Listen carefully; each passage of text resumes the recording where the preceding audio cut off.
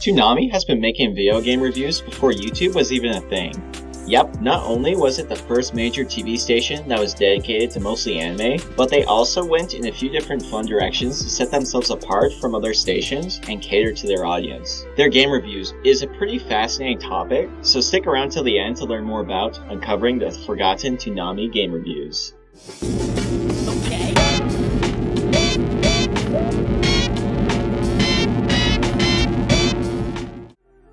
In order to learn about their game reviews, we must learn about a very particular aspect that made them stand apart and make a TV station in the late 90s be able to give people advice, talk about movie teasers, and yes, even review video games. That aspect is their fictional host.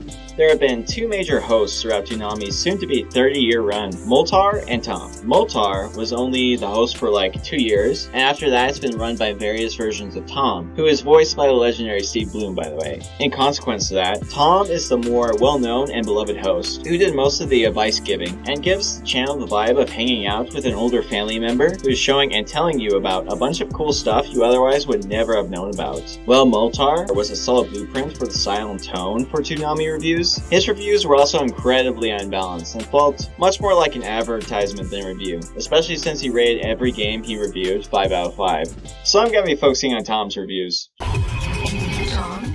Yo. Have you played this game for the Xbox called The Elder Scrolls 3 Morrowind? That's a long title.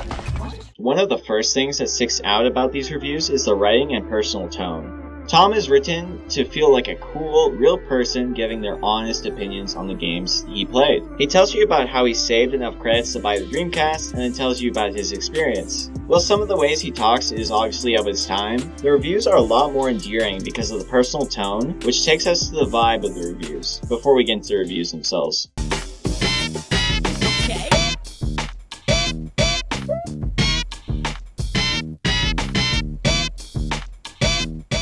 Tom's reviews always starts with a view of his cool spaceship, and then him chilling in his chair. The early era of Tom had an old VHS effect while he was reviewing, the same lo-fi beats, and ends with a beep sound, which I actually really like. The later Tom reviews are better for a few reasons, but the reasons that relate to the vibe is the variety of lo-fi music that plays that fit the game, and the more engaging editing. Older reviews would integrate sounds from the game into the review, while the later reviews would do so in a much more rapid-fire and stylized way, to really give you the vibe of not only the review style, but of the game in question as well, which is huge when reviewing a game and is something that game reviewers are still trying to do to this day. You keep looking down, don't you cry no more. Even if I hate no more. Even if I want the more, you're here. Jesus in mine.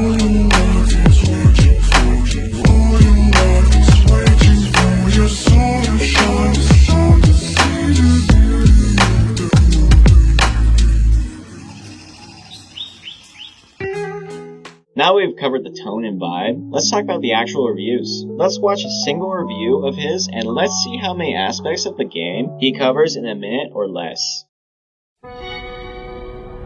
Finally saved up enough credits to squeeze a new system into the mix, so I checked out Pikmin for the Nintendo GameCube. It's a strange one, but really addictive once you get into it. Here's the deal. You crash on a strange planet, scattering pieces of your beloved spaceship, the Dolphin, all over. You got 30 days to collect 30 pieces and get out of Dodge. On the first day, find and pluck your first Pikmin, and it's on. They come in 3 varieties: red are fireproof, yellow gather bombs, and blue can swim. Very useful indeed. Sun up to sundown, you command your posse of Pikmin around the planet, gathering ship parts, battling enemies, and dragging your defeated foes back to make more Pikmin. Better get them all in before sundown, though. With its bright cartoon-like graphics and smooth gameplay, its only shortcoming is that it's too short, about 16 hours in all. Toonami gives Pikmin for the GameCube 9 out of 10. Pick your squad and roll deep.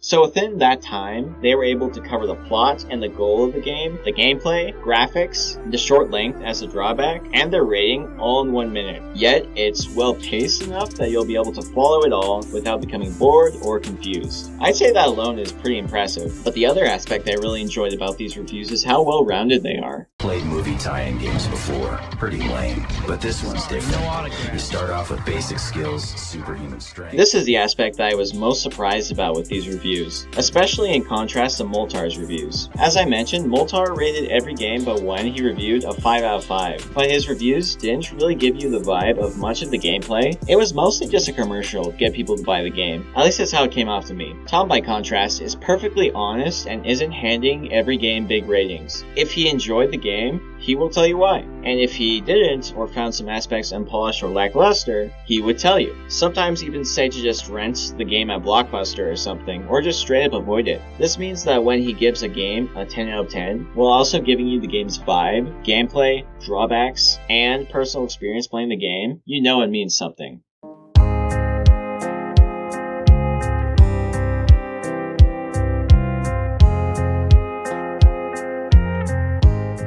So what's to be learned here? Well, first off, Tom has reviewed a bunch of games I've never heard about. So if you're looking for a new PS2 or GameCube game to play, check out some of his older reviews. Second off, I think there's a clear reason why Tom is still reviewing games to this day. Toonami was able to create a timeless formula to review games quickly with a laid-back tone that doesn't feel formulaic. And it's frankly better written than a lot of other game reviews. And I think that alone is worth talking about and celebrating. I hope you enjoyed me going down this little rabbit hole, and if you enjoyed, it would be huge if you subscribed and dropped a comment below. But with all that said, thanks for watching.